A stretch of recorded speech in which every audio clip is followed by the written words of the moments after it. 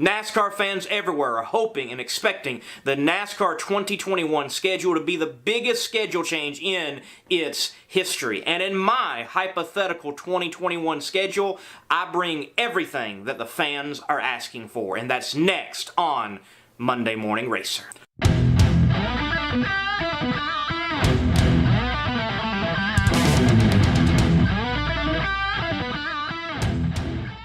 Hello race fans, Lee Kraft here, host of the Monday Morning Racer. And if you're a NASCAR fan like me, we're all looking forward to 2021 and the promises that NASCAR seems to intend to deliver, that schedule for that year will be one of the biggest, if not the biggest, schedule shakeup in NASCAR's history. We're hoping for new venues that are boring to say the least, shifted and adjusted, if not taken away, and we're hoping to see short tracks, more road courses, and overall a spiced up schedule that produces great racing and challenges some of the best drivers in the world. And in this hypothetical 2021 NASCAR schedule, I give it to you all. We're going to have at least one dirt track. We're going to have more short tracks. We're going to have more road courses. And we're going to have venues shifted to hopefully produce better racing, all the while going to two countries. We're taking NASCAR International.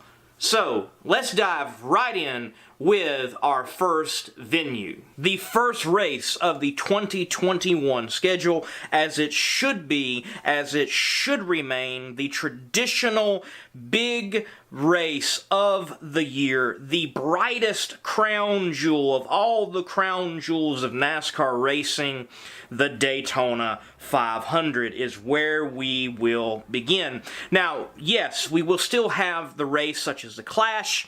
Take it back to a more original setup, though, of being a 20-25 lap dash with those that had won poles from the previous year.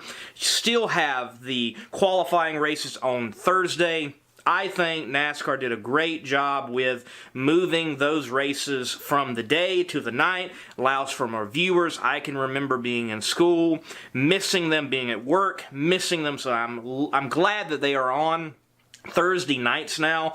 And then February 14th, the Daytona 500, 500 miles on the high banks of Daytona, restrictor plate racing for the biggest race of the year. Now, after Daytona, we're going to begin the Western Swing, and we're going to begin with a short track, but it's going to be a brand new short track that we have never visited. I imagine most of you have never heard of this track, and we take on the Western Swing NASCAR International.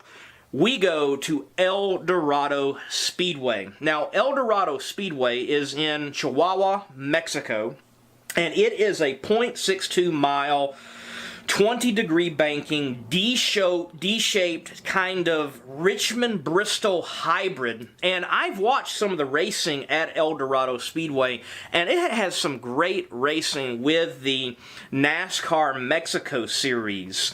I highly recommend, take the time, look at some racing action from this track. I think this would be a great move for NASCAR. You begin the Western Swing, NASCAR goes international. Ladies and gentlemen, NASCAR is more of an international sport than it ever has been. It's been an international sport, frankly, since the 80s. Remember, in the 80s, they took a trip to Australia for an exhibition race. In the 90s, you had 2 trips to a road course in Japan, 1 trip to the oval in Japan. NASCAR does have an international flair, and we stay within North America, but we go international at El Dorado Speedway, and this also fulfills the call of NASCAR fans to have more short tracks. So, after the brand new short track venue at El Dorado Speedway, we then travel on to ISM Raceway, or as I still like to call it, Phoenix. We raced at Phoenix. After Phoenix, we go on to the Diamond in the Desert, Las Vegas, in Las Vegas, Nevada. And we'll enjoy watching the races that are here. It's a great venue with its progressive banking, and the track began to get a little bit of age to it. It produces good racing. Enjoy the racing out in Las Vegas. After Las Vegas, we go on to Auto Club Speedway in Fontana, California. This track has got old, it's got bumps, it's got character, and I remember a time when I did not enjoy races at Auto Club Speedway. But over the years, this track's aged, it's got that character to it, and it has produced some good racing, and I look forward to the Cup cars going to it now, opposed to many years ago. Now, up to now, we've had a restrictor plate race. We've had short track racing. We have had speedway racing on the mile and a half. But for the first time for the 2021 year in my hypothetical schedule, we are going to go left and right on March 21st in a familiar venue, but a venue that you have probably never seen so green. We're going to race at Sonoma while the hills are fertile and bright with all of their green luster. Now, mind you, if Sonoma is green, that does mean there's a possibility of rain. That's one reason why NASCAR does have Sonoma in its schedule where it is. It's a much more consistent weather date, but I would love to see racing at Sonoma with it being green. I have seen it green with other forms of racing, other forms of motorsports. I think NASCAR needs to venture out and get road course racing in early on the schedule, and this schedule would bring the left and the right within the first 6 races of the year. So after this western swing, we allow the NASCAR circuits to take a break, and we pick back up racing action on April 4th at Atlanta Motor Speedway. We get Atlanta further into spring, hopefully having a better weather date for that track and a better date for fans to go enjoy a race at this aged, gritty track that produces wide lanes of racing from top to bottom for the drivers to use and for our enjoyment as race fans. After Atlanta, we go back to the state of Florida at Homestead Miami Speedway and enjoy a race on its old Atlanta-esque style track with progressive banking in the state of Florida. After Miami Homestead, we take NASCAR to a track that it has not visited since 2004, The Rock in Rockingham, North Carolina at Rockingham Speedway. I want NASCAR to go back to The Rock. That track was a unique track. Turns 1 and 2 are not like 3 and 4. The back stretch is nothing like the front stretch. The front stretch is honestly like nothing in NASCAR anywhere else. It is a strange track, and I personally think that stock cars ought to race on strange tracks, just like Darlington. Darlington's strange. That's something that is unique to NASCAR. They don't run on tracks that are perfect and laid out with a lot of runoff. That's not the idea. It's what can a full-bodied car that's heavy with a small tire do on a challenging racetrack, and I think Rockingham fits the bill. But in 2021, with my schedule, we go back to Rockingham and race once again. After Rockingham, we go to another short track, a 3/4 mile asphalt short track in the state of Tennessee. No, not Nashville, but rather Memphis International Raceway. Now, why Memphis opposed to Nashville? Here's the reasons.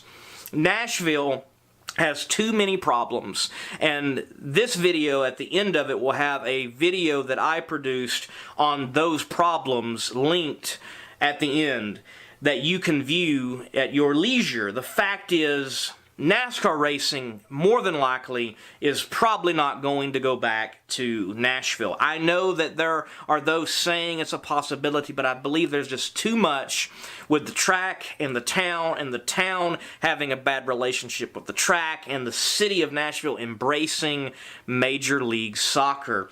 I think those issues are too great for Nashville to overcome. But for those of you wanting a Nashville venue, hang on with me through the end. There is hope. But we take NASCAR racing to Memphis International Raceway. After Memphis, we travel to the great state of Alabama and race on the high banks of Talladega. Let me say this about the restrictor plate races in NASCAR.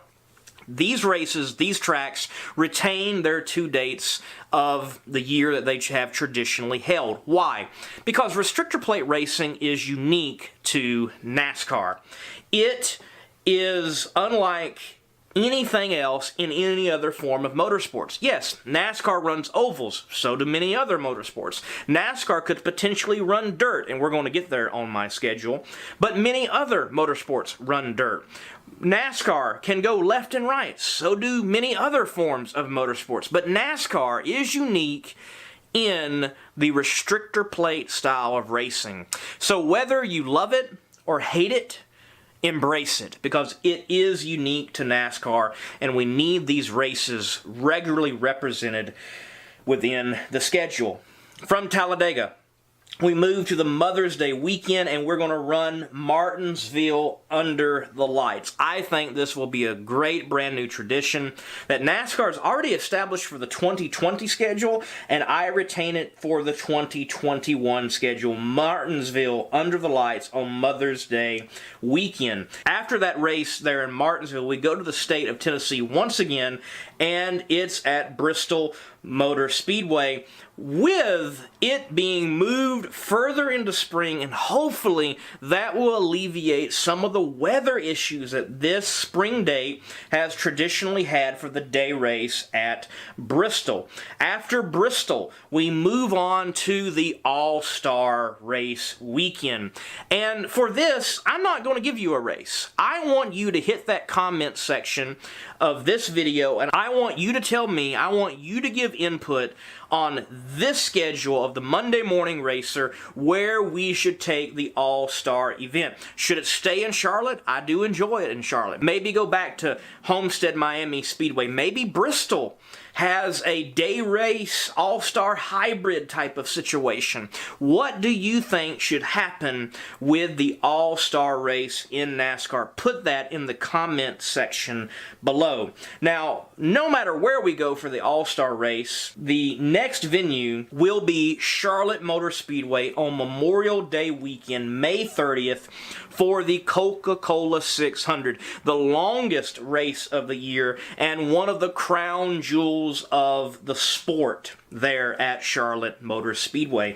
After this, to some degree, southeastern tour or southeastern swing, we give the NASCAR racers another break, and we pick back up racing on June 13th at a brand new venue, and that venue is Portland International Raceway. Yet another road course. We're packing this schedule with road course action, and this is going to be a brand new venue that NASCAR has not raced at, breaking into the Pacific Northwest market. A win-win for fans as a venue and as a business market venture for NASCAR. Going to Portland International Raceway. IndyCar currently races there, and they have some great racing action at this track. And when you get the full-bodied cars that are heavy on a small tire, as NASCARs are, going left and right, it's just as good, if not better, than short track racing. I thoroughly enjoy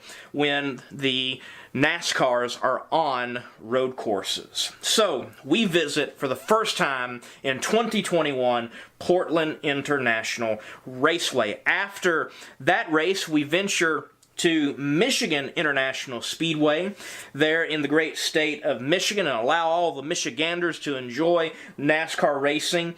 We will be visiting just one time in 2021. After Michigan, we're back into the Northeast at Dover, Delaware, the Monster Mile. I love Dover. Fast, high-banked, concrete, tight, multi-groove racing. It is a stellar track, and they will be going to Dover on June 27th, right before the July 4th weekend, and the July 4th weekend will remain as it is on the already slated 2020 schedule for NASCAR at Indianapolis Motor Speedway, with this difference. We're going to have the Cup guys running the road course and not the speedway as is done currently for the Brickyard 400 or the Indianapolis 500. This year, they do already expect some testing to be done by the Xfinity drivers on the road course to see what it might be for the Cup drivers, but in my schedule for 2021, we have the Cup drivers going left and right at Indianapolis Motor Speedway on the July 4th weekend. After that venue, we go on to Kentucky. They race at Kentucky, and then we move on to New Hampshire, another venue in the Northeast, but after New Hampshire, we go on to the second international race, staying though in the Northern Hemisphere, and race at Montreal. Now, this track has already produced some great racing in NASCAR. Xfinity has visited there a couple of times, and it's been some good racing. And I want to see the Cup stars get to Montreal, and that race happen at the Cup level. So, up to now, we've seen, yes, new venues. We've seen old venues.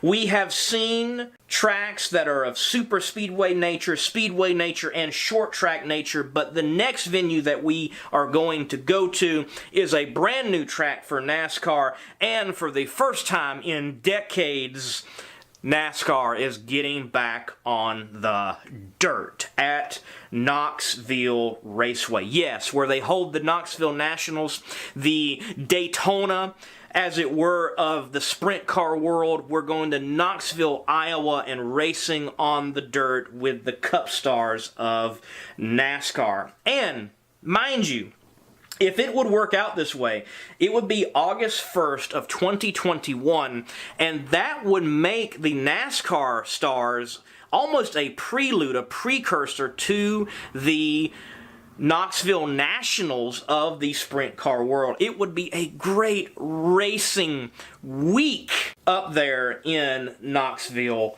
Iowa. Let me also say this. Why not Eldora?